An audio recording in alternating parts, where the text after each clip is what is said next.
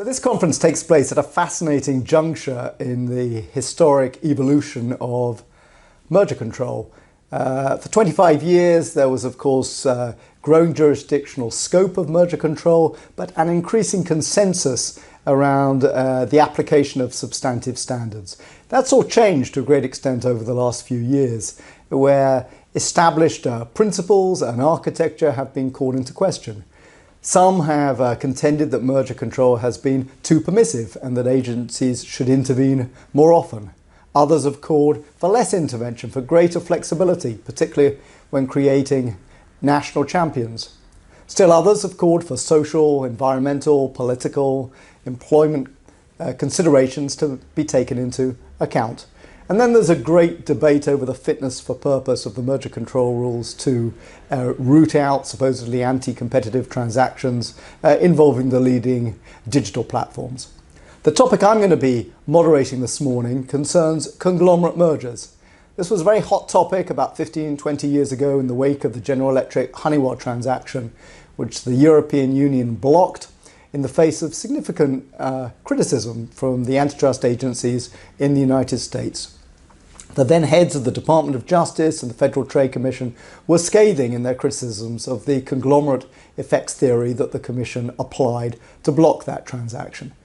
As we all know, conglomerate mergers are mergers that don't involve horizontal overlaps and don't involve vertical relationships. And many economists would say they should be presumptively pro-competitive because they give rise to efficiencies. Nonetheless, they have been prohibited and a number have been subject to conditions, behavioural relief of one kind or another.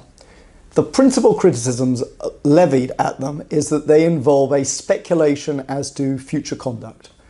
And while in respect of, say, a horizontal merger, economic theory would suggest that prices are likely to rise if you have market power, and there's nothing wrong with companies profit maximising, provided the profits aren't excessive.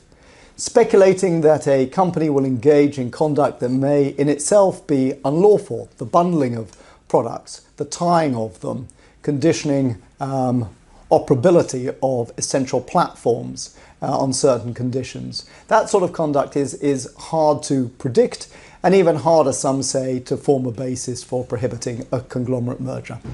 So in the wake of the General Electric Honeywell case, the European Court stepped in and established a high standard for the European Commission to meet if it wanted to block a conglomerate merger. It had to advance evidence that was particularly probative, that was strong.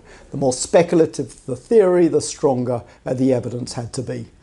And in the 2007 non-horizontal guidelines, they reflected those principles.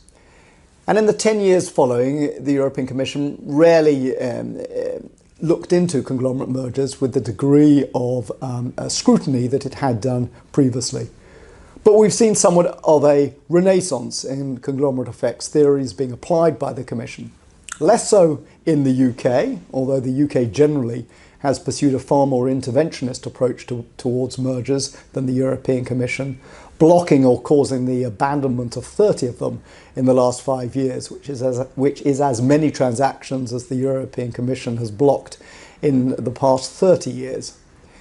Nonetheless, conglomerate mergers seem to be back in fashion, and the panel today, which I'm very much looking forward to moderating, is going to try to understand the reasons for that renaissance and whether it's likely to spread from Europe to the United Kingdom.